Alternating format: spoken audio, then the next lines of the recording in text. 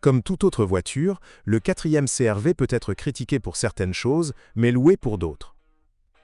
Cependant, dans ce cas-ci, malgré tous nos efforts, la balance s'est avérée être unilatérale, avec un net avantage dans le positif. Les examens des dysfonctionnements et des pannes inattendues sont si peu systématiques et peu nombreux qu'il n'a pas été possible d'en dresser un historique médical impressionnant. La voiture est arrivée en Ukraine en 2013, le crossover n'a pas choqué son public. La base, les moteurs, les boîtes de vitesse et la suspension restent les mêmes. Par conséquent, nous n'avons même pas prêté attention à la seule innovation technique. En fait, moins un embrayage intéressieux avec entraînement électro-hydraulique, bien que l'unité ait commencé à fonctionner beaucoup plus efficacement. Mais qui a besoin de détails? Mais la nouvelle carrosserie et l'intérieur ont fait forte impression. Tendance, audacieux, traditionnellement confortable et, surtout, bien fait. Même la version du marché américain, qui diffère considérablement par les matériaux de finition, n'a soulevé aucune plainte concernant la qualité des matériaux eux-mêmes et la qualité de l'assemblage. Au début, en Ukraine, il était possible d'acheter un CR-V de 4e génération uniquement dans une configuration européenne moyenne, avec un moteur à essence de 2 litres développant 155 chevaux et une transmission automatique à 5 vitesses.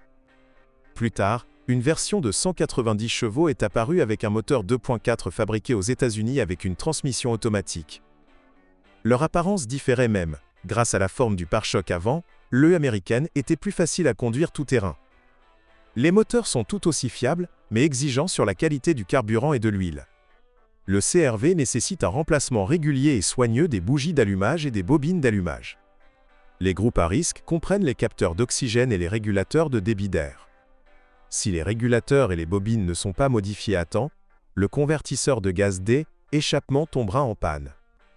Par conséquent, lorsque le moteur commence à ralentir au ralenti, modifiez de toute urgence ce qui précède.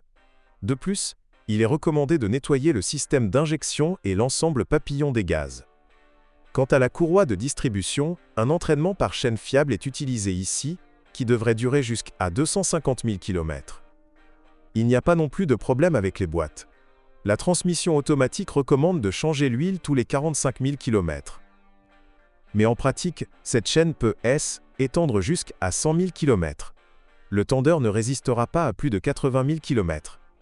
Nous n'avons pas non plus trouvé d'histoire d'horreur sur le corps. La corrosion ne peut qu'indiquer un accident avec des réparations ultérieures.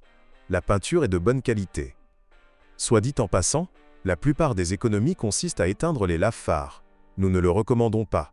Dans ce cas, l'optique se trouble rapidement. En général, un phare halogène d'origine peut coûter jusqu'à 3000 hryvnia. Les pièces de rechange d'origine et le service assuré par les autorités sont très chers pour les propriétaires de Honda. C'est l'un des principaux inconvénients de la voiture. Le salon est également loué, même la version américaine, dont les matériaux de finition sont nettement plus rugueux et plus résistants que la version européenne.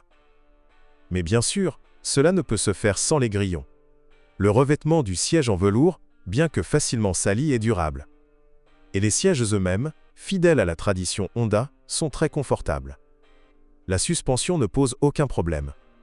Après 100 000 km, ils atteignent généralement le point de jeu des barres de direction et d'usure des bagues stabilisatrices.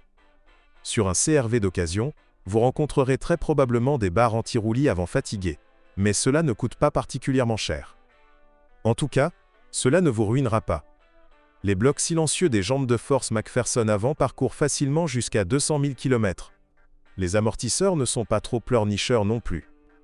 À propos, la suspension des versions européennes de 2 litres gère les bosses avec plus de douceur et est généralement plus confortable.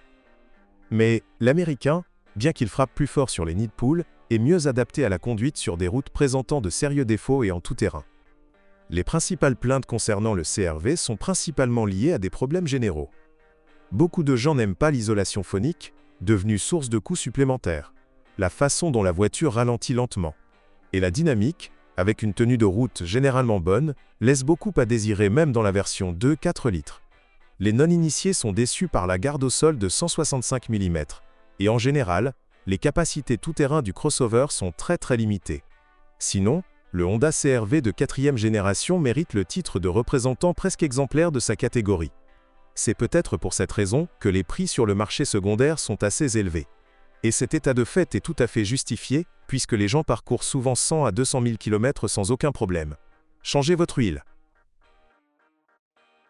Bonjour les amis. Vous cherchez une voiture d'occasion? Vous devez prêter attention au site web carm.pro. Carm.pro est grand catalogue de voitures, moteurs, boîtes de vitesse. Et le meilleur, c'est que vous pouvez trouver des informations sur les pannes de n'importe quelle pièce. Complètement gratuit. Allez sur le site web carm.pro et découvrez tous les éventuels points faibles des voitures d'occasion.